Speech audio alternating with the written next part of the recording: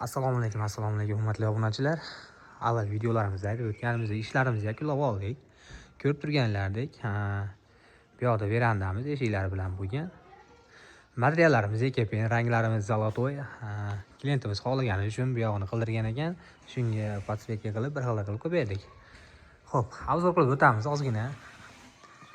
Aksessuarlarimiz полностью original narsalardan bo'lgan, o'sha rezinka, bu yoqda ruchka, o'zi ahletani ham ko'rib turib o'zi bitta deyla tushunadi bularning originalligini.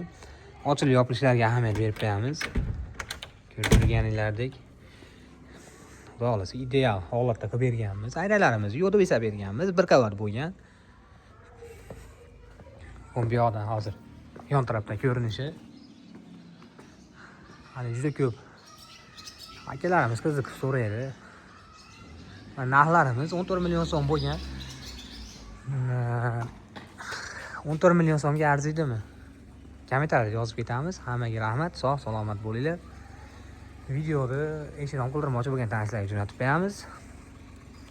Videoga like bosib, obuna bo'lib qo'yamiz. Rahmat hammaga.